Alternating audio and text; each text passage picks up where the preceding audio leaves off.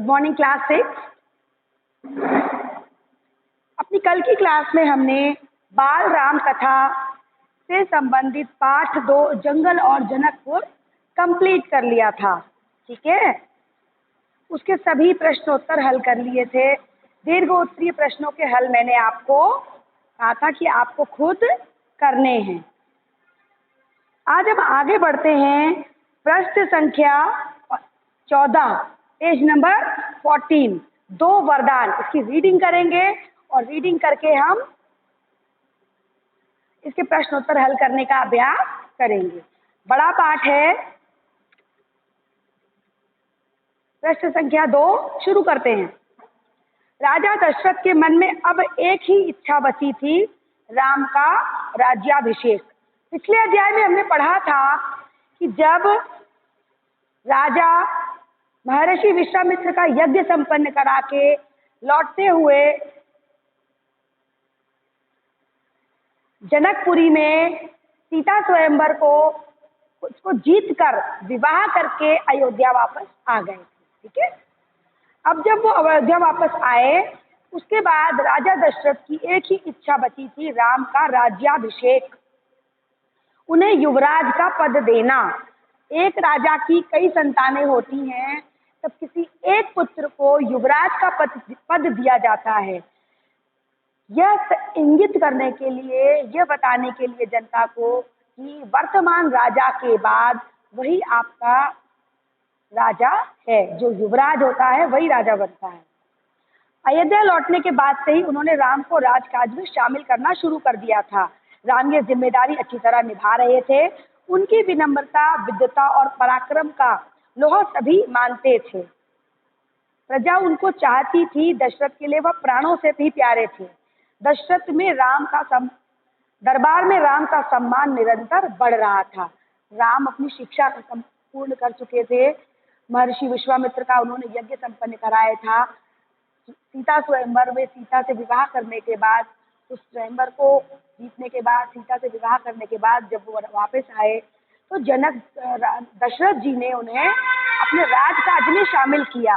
राजकाज में शामिल करने का कारण था, वे चाहते थे कि वे राजकाज से परिचित हो जाएं और राम ने भी इस जिम्मेदारी को बहुत अच्छी तरह से निभाया। वे जल्दी ही राजकाज में संलग्न हो गए और इसी के साथ साथ उन्होंने जनता, दरबार में और जनता में सभी का हृदय जीतना शुरू कर दिया। उनके सद्गुणों से, उनके सद्व्यवहार से सभी उनसे प्रभावित हो गए।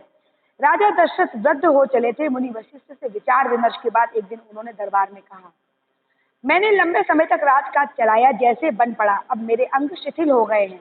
शिथिल का मतलब होता है कमजोर। मैं वृद्ध हो चला हूं। मैं चाहता हूं कि ये कार्यभार राम को सौंप दूं। अगर आप सहमत हो तो राम को युवराज का पद दे दिया जाए। राजा ने दरबार में वशिष्ठ जी से मंत्रणा करने के बाद, विचार विमर्श करने के बाद दरबार में अपना मत इस प्रकार से रखा, क्योंकि राजा केवल इस आधार पे नहीं बनाया जा सकता था कि केवल राजा का पुत्र है तो राजा बन जाए। दरबारियों से सहमति लेना आवश्यक था। अगर आपकी राय इससे भिन्न है तो मैं उस पर भी विचार करने को तैयार हूँ। राजा ने दोनों ही रास्ते अपने दरबारियों के लिए खोल दिए। एक, यदि वे राजा के रूप में राम को स्वीकार करते हैं तो उस हिसाब से कार्य किया जाए, और अगर वे इससे राय उनकी भिन्न है तो उस पर भी विचार अवश्य किया जाएगा। सभा ने तुमुल ध्वनि से राजा दशरथ के प्रस्ताव का स्वागत किया। राम की जय जयकार होने लगी। दशरथ थोड़ी देर तक सुनते रहे। संतोष के साथ उन्होंने कहा, शुभ काम में देरी नहीं होनी चाहिए। मेरी इच्छा है कि राम का राज्याभिषेक कल सुबह कर दिया जाए। मतलब जब उन्होंने अपना प्रस्ताव रखा तो एक मत से पूरे दरबार ने उसको स्वीकार किया। ठीक है, और इसी के साथ राम की जय जयकार होने लगी पूरे दरबार में। राजा दशरथ शांति से उस बात को सुनते रहे संतोष के साथ, और अंत में उन्होंने अपनी बात बोली कि शुभ काम, आप सभी की इसमें सहमति है, इस काम में देर नहीं होनी चाहिए, तो कल सुबह ही राम का राज्याभिषेक कर दिया जाए। यह समाचार पलक झपकते ही पूरे नगर में फैल गया। हर जगह बस यही चर्चा थी। राज्याभिषेक की तैयारियां शुरू हो गई। भरत और शत्रुघ्न उस समय अयोध्या में नहीं थे। वह अपने नाना केकय राज के यहाँ गए हुए थे। भरत जब भी अयोध्या लौटने की बात करते, नाना उन्हें रोक लेते। भरत को अयोध्या की घटनाओं की सूचना नहीं थी, उन्हें पिता के निर्णय के संबंध में पता नहीं था। यह जानकारी भी नहीं थी कि अगले दिन राम का राज्याभिषेक होने वाला है। कैकेयी से एक दिन में भरत और शत्रुघ्न का आना संभव नहीं था। उस समय भरत और शत्रुघ्न ननिहाल में कैकेयी राज के अपने नाना के यहाँ गए हुए थे, कैकेयी राज के पास। और जब वो वहां से चलने की बात करते हैं तो बार बार नाना उन्हें रोक लेते हैं। ऐसा होता है सामान्यतः, नाना नानी के घर जाते हैं तो उनका ऐसा प्रयास हमेशा रहता है कि थोड़े दिन और रुक जाया जाए, ठीक है। और इसी प्रकार जब ये प्रकरण हुआ तो भरत को अयोध्या में होने वाली घटनाओं की कोई जानकारी नहीं थी। उन्हें नहीं पता था कि अगले दिन राम का राज्याभिषेक है और एक दिन में अयोध्या पहुंच जाना भी संभव नहीं था। राजा दशरथ ने इस संबंध में राम से चर्चा की, कहा कि भारत यहाँ नहीं है, पर मैं चाहता हूँ कि राज्याभिषेक का कार्यक्रम न रोका जाए। उन्होंने राम से कहा, जनता ने तुम्हें अपना राजा चुना है, तुम्हें राजधर्म का पालन करना, कुल की मर्यादा की रक्षा अब तुम्हारे हाथ में है। राजा दशरथ ने राम से ये बोला कि भरत यहाँ पर नहीं है, लेकिन मैं ये भी नहीं चाहता कि आपका राज्याभिषेक, राम जो तुम्हारा राज्याभिषेक है वो टल जाए। तो जनता ने तुम्हें अपना राजा सर्वमत से चुना है, तुम्हें राजधर्म का पालन करना है, कुल की मर्यादा तुम्हारे हाथ में है। राज्याभिषेक की रानी मतलब कुल की मर्यादा हाथ में है, इस बात से क्या तात्पर्य है? अभी तक उनके कुल में बहुत ही श्रेष्ठ राजा हुए थे, उन सबके द्वारा अर्जित किए हुए मान सम्मान को बढ़ाना उनकी जिम्मेदारी है। कुल की मर्यादा तुम्हारे हाथ में है कहने से तात्पर्य यह है कि पूर्वजों द्वारा बनाए गए सम्मान को बढ़ाना अब राम की जिम्मेदारी है। राज्याभिषेक की तैयारियां रानी कैकेयी की दासी ने भी देखी। मंथरा ने, रानी कैकेयी की दासी कौन सी? मंथरा। शुरू में उसे चहल पहल का कारण समझ में नहीं आया, उसने इसे कोई अन्य अनुष्ठान समझा। इतनी रौनक, ऐसी सजावट, ऐसा कुछ उसने अन्य अनुष्ठानों में नहीं देखा था, उसे अचंभा हुआ। फिर उसने रानी कौशल्या की दासी से पूछा, उसे तब पता चला कि राम का राज्याभिषेक होने वाला है, यह उत्सव उसी के लिए है। रानी कैकेयी की एक दासी थी जो उसे जब ये सब तैयारियां दिखी तो पहले तो उसे लगा कि अनुष्ठान है जिसकी तैयारियां चल रही हैं, लेकिन इतनी चहल पहल उसने पहले कभी नहीं देखी थी, तो उसे अचंभा हुआ, मतलब आश्चर्य हुआ। तो उसने रानी कौशल्या की दासी से पूछा, तब उसे पता लगा कि ये जो उत्सव है वो राम के राज्याभिषेक के लिए है। मंथरा जल भुन गई, मतलब चिढ़ गई, उसे अच्छा नहीं लगा। जल भुन गई से तात्पर्य चिढ़ गई। राम का राज्याभिषेक उसे षड्यंत्र लगा, कैकेयी के विरुद्ध। वह कैकेयी की दासी थी, बचपन से कैकेयी का हित उसके लिए सर्वोपरि था। मंथरा उसे अपना हित मानती थी, वह कैकेयी की मुंह लगी थी। रानी कैकेयी भी उसे बहुत मानती थी। जो कैकेयी थी उसके विवरण दिया गया है यहाँ पर। कौन थी वो रानी कैकेयी की निजी दासी थी, सबसे ज्यादा उनके नजदीक थी और बचपन से उनकी दासी थी। इसका मतलब उनके मातृ पक्ष से जब वो विवाहित नहीं थी तब से भी उनकी दासी थी, और उनके मायके पक्ष से उनके साथ ही विवाह में आई थी, ठीक है। और कैकेयी के लिए, मंथरा के लिए कैकेयी का हित ही सर्वोपरि था, वो इसे ही अपना धर्म मानती थी, और इसलिए वो कैकेयी की मुंह लगी थी, मतलब उसे किसी भी तरह की बात बोल लेने के लिए वो स्वतंत्र थी। और रानी कैकेयी भी उसे बहुत ज्यादा मानती थी, सम्मान भी देती थी। हालांकि वो दासी थी, फिर भी रानी कैकेयी उसे बहुत सम्मान देती थी। क्रोध से आग बबूला मंथरा रानी निवास की ओर भागी। कैकेयी सीधे कैकेयी के पक्ष में वह हाँफ रही थी, मतलब गुस्से से सीधे रानी के कक्ष में भागी। क्रोध से चेहरा लाल था, भागने के कारण सांस उखड़ रही थी। उसने रानी कैकेयी को सोते हुए देखा। जब उस गुस्से में रानी कैकेयी के पास गई तो उसने गुस्से में रानी कैकेयी को जब सोते हुए देखा तो किसी तरह स्वयं को संभालते हुए मंथरा ने कहा, अरे मेरी मूर्ख रानी, उठ, तेरे ऊपर भयानक विपदा आने वाली है। यह समय सोने का नहीं है, होश में आओ, विपत्ति का पहाड़ टूटे इससे पहले जाग जाओ। उसने उसे चेताया। मतलब उन्हें लगा कि कैकेयी पे बहुत बड़ी परेशानी आने वाली है, और ये कैकेयी, उसने रानी कैकेयी को जगाया। रानी कैकेयी नींद से चौंक कर उठी। उन्हें मंथरा की बात समझ में नहीं आई। क्या बात है, तुम इतना घबराई क्यों हो? सब कुशल तो है? उन्होंने प्रश्न पूछा। कैसा कुशल, कैसा मंगल, सब अमंगल होने वाला है। तुम्हारे सुखों का अंत। महाराज दशरथ ने कल राम का राज्याभिषेक करने का निर्णय लिया है, अब राम युवराज होंगे। जब उन्होंने कहा कैसा कुशल कैसा मंगल, तुम्हारे सुखों का अंत होने वाला है, और क्यों होने वाला है? क्योंकि कल राम का राज्याभिषेक होगा। यह तो बहुत शुभ समाचार है। कैकेयी ने प्रसन्नता से अपने गले का हार उतारकर मंथरा को दे दिया। मैं बहुत प्रसन्न हूँ, राम युवराज पद के लिए हर तरह से योग्य है। यह बात सुनकर, जैसा कि कैकेयी मंथरा ने सोचा था कि वो भी यही चिंता जताएंगी, लेकिन उल्टा हुआ, कैकेयी तो बहुत ज्यादा प्रसन्न हो गई और इतनी प्रसन्न हो गई कि अपने गले में धारण किया हुआ सोने का हार उन्होंने उतार कर तुरंत अपनी दासी को उपहार स्वरूप, पुरस्कार स्वरूप दे दिया और ये बोला कि राम युवराज पद के लिए हर तरह से योग्य है। मंथरा कह रही है, रानी तुम्हारी बुद्धि फिर गई है, मति मारी गई है। सवाल राम की योग्यता का नहीं, राजा दशरथ की षड्यंत्र का है, तुम्हारे अधिकार छीनने का है। मंथरा ने हार दूर फेंकते हुए कहा, यह षड्यंत्र नहीं तो और क्या है। कल सुबह राम का राज्याभिषेक है, भरत को जानबूझकर ननिहाल भेज दिया, समारोह के लिए बुलाया तक नहीं। उसने रानी को समझाते हुए कहा कि रानी तुम्हारी बुद्धि फिर गई है, तुम्हारी मत मारी गई है। मत मारी गई का मतलब तुम्हारी बुद्धि भ्रष्ट हो गई है। यह सवाल यहाँ पे राम की योग्यता का नहीं है, सवाल यहाँ राजा दशरथ के षड्यंत्र का है। कल राम का राज्याभिषेक है और आज भरत को बुलाया भी नहीं गया, उसे ननिहाल भेज दिया और समारोह के लिए बुलाया भी नहीं किया। कैकेयी का स्वर उग्र हो गया, कैकेयी उग्र मतलब गुस्से में आ गया।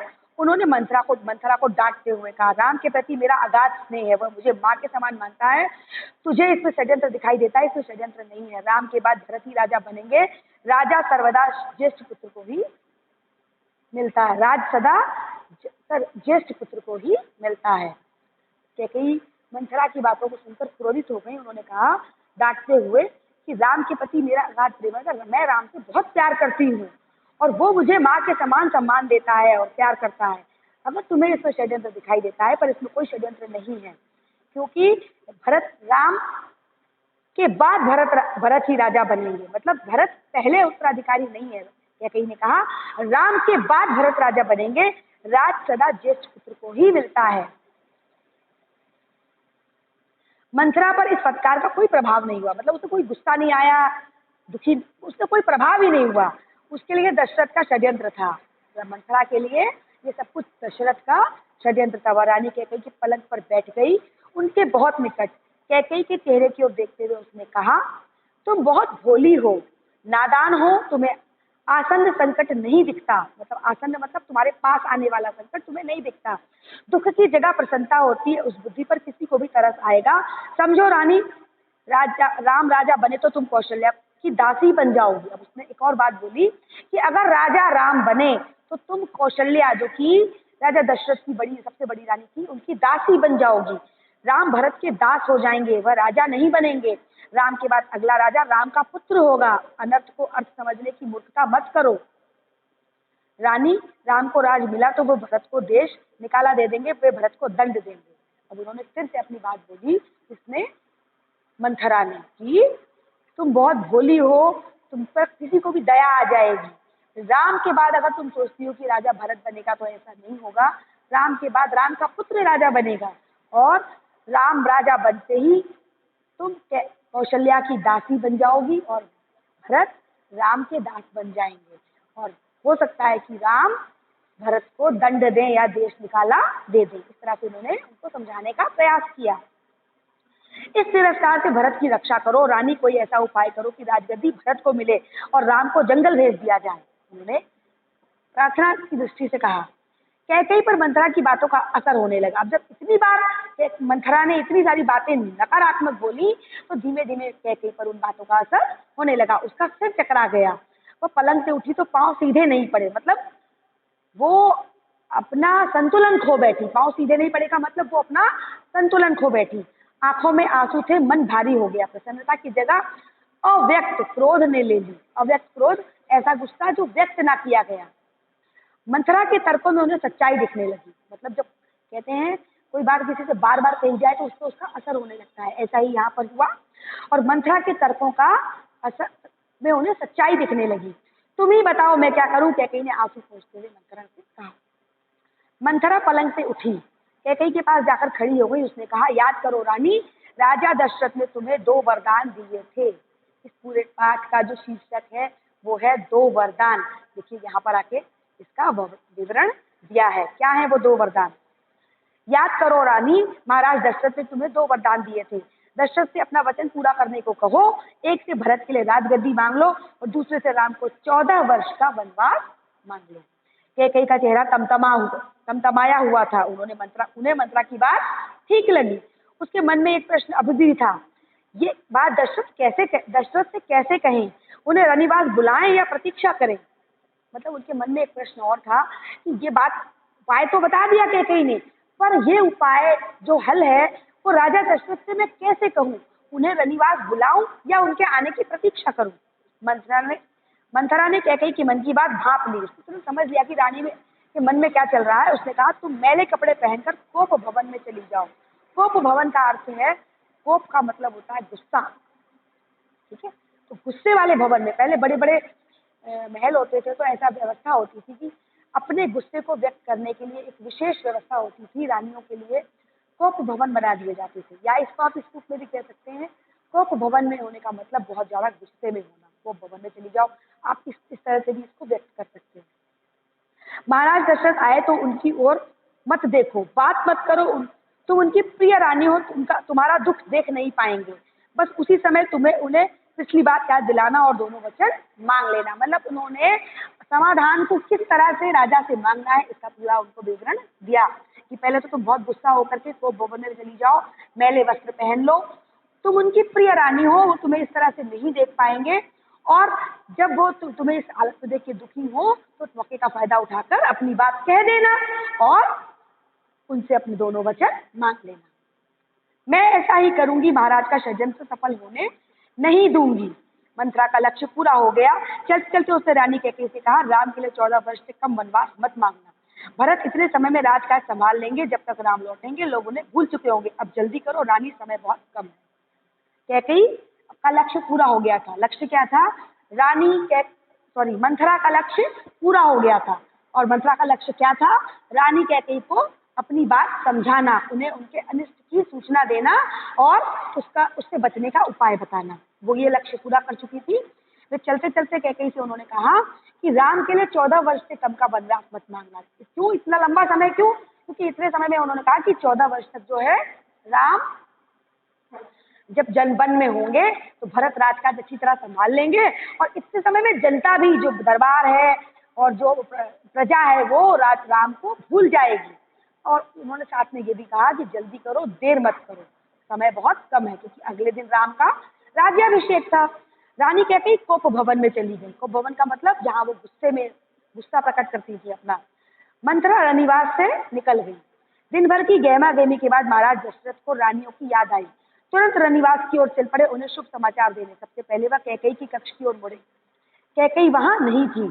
प्रतिहारी से पूछा, प्रतिहारी मतलब वहां पे जो और लोग जो उनके नौकर चाकर थे उनसे पूछा, पता चला वे कोप भवन में है। दशरथ को चिंता हुई, कैकेयी कोप भवन में, परंतु क्यों? मतलब उन्हें गुस्सा क्यों है? किस बात का क्रोध है? क्या इसलिए कि उन्हें अब तक सूचना नहीं मिली? मैं उसे अवश्य मना लूंगा। दशरथ ने सोचा। उनके मन में आया कि बहुत बड़ा निर्णय मैंने कर लिया, शायद रानी इसलिए गुस्सा है कि उन्हें अभी तक सूचना नहीं मिली। फिर उन्होंने अपने आप को खुद ही आश्वस्त किया कि वे रानी को मना लेंगे। दशरथ को भवन का दृश्य देखकर हैरान हो गए। उन्हें कुछ समझ में नहीं आया। कैकेयी जमीन में लेटी हुई थी, बाल बिखरे हुए, गहने कक्ष में बिखरे हुए और कपड़े मैले। जब दशरथ को भवन में रानी को मनाने गए तो वहां का दृश्य देखकर वे हैरान रह गए, क्योंकि वहां का दृश्य बड़ा विचित्र था। सारे उन्होंने अपने गहने, जो रानी पहनती थी, वो आभूषण उन्होंने फेंक दिए थे, इधर उधर बिखरे थे, उनके बाल बिखरे हुए थे और वो जमीन पर लेटी हुई थी। तुम्हें क्या दुख है? क्या हुआ तुम्हें? मुझे बताओ, अस्वस्थ हो? राजवैद्य को बुलाऊं? दशरथ ने कई सवाल पूछे, कोई उत्तर नहीं मिला। कैकेयी रोती रही। कैकेयी को इस विक्षिप्त हालत में देखकर दशरथ ने उनसे बहुत सारे सवाल किए कि तुम्हें क्या दुख है, कोई कष्ट है तो मुझे बताओ, अस्वस्थ हो तो मुझे बताओ। राजवैद्य को, यानी कि आज की भाषा में अगर बोलते हैं डॉक्टर को, चिकित्सक को बुलाऊं? दशरथ ने कई सवाल पूछे, लेकिन उनके किसी प्रश्न का उन्हें उत्तर नहीं मिला और कैकेयी रोती रही, अनवरत रोती रही। तुम मेरी सबसे प्रिय रानी हो, मैं तुम्हें प्रसन्न देखना चाहता हूँ। तुम्हारी खुशी के लिए मैं कुछ भी कर सकता हूँ, कुछ भी धरती आसमान एक कर सकता हूँ। दशरथ ने कैकेयी को मनाने का बहुत प्रयास किया, उत्तर उन्हें फिर भी नहीं मिला। मतलब उन्होंने कई तरह से प्रयास किया, उन्होंने इस बात का आश्वासन दिया कि तुम मेरी प्रिय रानी हो, तुम्हें मनाने के लिए मैं कुछ भी, तुम्हें प्रसन्न देखना चाहता हूँ, तुम्हें मनाने के लिए मैं कुछ भी कर सकता हूँ, कुछ भी। लेकिन दशरथ भी भूमि पर बैठ गए विनती करते हुए। हाँ, मैं बीमार हूँ, कैकेयी ने कहा। मैं अपनी बीमारी के संबंध में आपको बताऊंगी, लेकिन पहले आप एक वचन दें, जो मैं मांगूंगी उसे आप पूरा करेंगे। कैकेयी ने उत्तर दिया, मैं बीमार हूँ और अपनी बीमारी के विषय में आपको जरूर बताऊंगी, लेकिन पहले आप ये वचन दें कि मैं जो मांगूंगी उसे आप पूरा करेंगे। राजा ने तत्काल हामी भर दी, मतलब कि स्वीकार कर लिया कि मानूंगा। कहा मैं राम की सौगंध खाकर कहता हूँ तुम्हारी हर इच्छा पूरी करूंगा। किसकी सौगंध खाई? राम की। महाराज दशरथ ने राम की सौगंध ली तो कैकेयी उठकर बैठ गई। जब उन्होंने राम की सौगंध यानी कसम खाई तो कैकेयी उठकर बैठ गई। आप मुझे वो दोनों वरदान दीजिए जिसका संकल्प आपने वर्षों पहले रणभूमि में लिया था। तो बहुत पहले कभी उन्होंने दो वरदान दिए होंगे कैकेयी को, और कैकेयी ने ये सोच करके मना कर दिया था कि जब मुझे जरूरत होगी तब मैं मांग लूंगी। तो उन्हीं वरदानों का स्मरण दिलाते हुए, याद दिलाते हुए उन्होंने कहा कि मुझे वो वरदान दीजिए जो आपने मुझे रणभूमि में दिए थे। महाराज दशरथ ने हामी भरी। कल सुबह राज्याभिषेक भरत का हो, राम का नहीं, कैकेयी ने कहा। दशरथ भौचक रह गए, उन पर वज्रपात सा हुआ। थोड़ा रुककर कैकेयी बोली, राम को 14 वर्ष का वनवास। दो वरदान क्या मांगे? पहला, कल सुबह राज्याभिषेक भरत का हो, राम का नहीं। इतना सुनकर महाराज दशरथ चौंक गए, भौचक रह गए। तब तक रानी आगे बोली कि राम को 14 वर्ष के लिए वनवास हो, ये उनका दूसरा वचन था। दशरथ का चेहरा सफेद पड़ गया। सफेद पड़ गया मतलब परेशान हो गए, बहुत ज्यादा दुखी हो गए, कष्ट में आ गए, अवाक रह गए। अवाक मतलब चौंक, मतलब उनके पास कोई उत्तर नहीं था इस बात का। सिर चकराने लगा, वह मूर्छित होकर गिर पड़े। इस बात से, राम को वनवास भेजने के वचन मांगने से वो इतने परेशान हो गए, इतने भौचक हो गए, इतना अप्रत्याशित था उनके लिए ये, ठीक है, उम्मीद से बिल्कुल अलग। वो इतना ज्यादा मतलब परेशान हो गए कि वो मूर्छित हो गए, बेहोश हो गए, अपना संतुलन खो बैठे। कुछ देर में राजा को होश आया, कैकेयी की ओर देखा, बड़े कातर भाव से बोले, मतलब करुणा से भरे भाव से बोले, यह तुम क्या कर रही हो? मुझे विश्वास नहीं होता, मैंने सही सुना है? कैकेयी अड़ी रही। अड़ी रही मतलब अपनी बात पर टिकी रही। दशरथ कैकेयी की मांग को अस्वीकार करते रहे, अनर्थ बताते रहे। तब कैकेयी ने अंतिम हथियार चलाया। मतलब दशरथ ने बड़ा प्रयास किया कि कैकेयी को ये बात समझाएं, उनकी बात को पहले अस्वीकार भी किया और ये बोला कि ये अनर्थ है, ये गलत है। अनर्थ मतलब जो नहीं होना चाहिए। तो कैकेयी ने अंतिम हथियार चलाया, मतलब अपना आखिरी वार किया। क्या किया? अपने वचन से पीछे हटना रघुकुल का अनादर है। आप चाहें तो ऐसा कर सकते हैं, पर तब आप दुनिया को मुंह दिखाने योग्य नहीं होंगे। रही मेरी बात, आप वरदान नहीं देंगे तो मैं विष पीकर आत्महत्या कर लूंगी। यह कलंक आपके माथे रहेगा। दो तरह से उन्होंने इस बात के, उनके वरदान पूरे न करने के दो प्रभाव बताए, दो दुष्प्रभाव बताए। पहला कि रघुकुल की रीति है वचन को पूरा करना। अगर आप ऐसा नहीं करेंगे तो विश्व में, संसार में किसी को अपना मुंह दिखाने काबिल नहीं रहेंगे, यानी कि आपकी बदनामी होगी। और रही बात मेरी, तो यदि आप मुझे वचन पूरा नहीं करेंगे तो मैं विष पीकर अपने प्राण त्याग दूंगी, और जिसका भी कारण आप होंगे और जिसका जो पाप लगेगा वो आपको लगेगा, ठीक है, कलंक उसका आपको लगेगा। राजा दशरथ ये सुन न सके, दोबारा बेहोश हो गए। रात भर बेसुध रहे। बीच बीच में होश आता, वह कैकेयी को समझाते, गिड़गिड़ाते, धमकाते, डराते, पर कैकेयी टस से मस ना हुई। सारी रात इसी में बीत गई। मतलब इस बात से, क्योंकि वो अपने वचन में बंध चुके थे, उन्होंने राम की सौगंध भी खाई थी, रघुकुल की रीत थी कि वो अपना वचन भंग नहीं कर सकते थे। इस कारण वे रात भर कैकेयी को हर प्रकार से समझाते रहे। उन्होंने उन्हें डराने का भी प्रयास किया, गिड़गिड़ाए, उनसे प्रार्थना की, लेकिन कैकेयी टस से मस ना हुई। मतलब कैकेयी ने अपना निर्णय नहीं बदला और सारी रात इसी में बीत गई। इस चैप्टर की रीडिंग आज खत्म हुई है। कल की कक्षा में हम इस चैप्टर से संबंधित प्रश्न उत्तर हल करेंगे। आपको इस चैप्टर से संबंधित अगर कोई प्रकरण, कोई शब्द, किसी शब्द का अर्थ समझ में नहीं आया है, आप मुझसे पूछें। आज के लिए इतना ही पर्याप्त है। Thank you.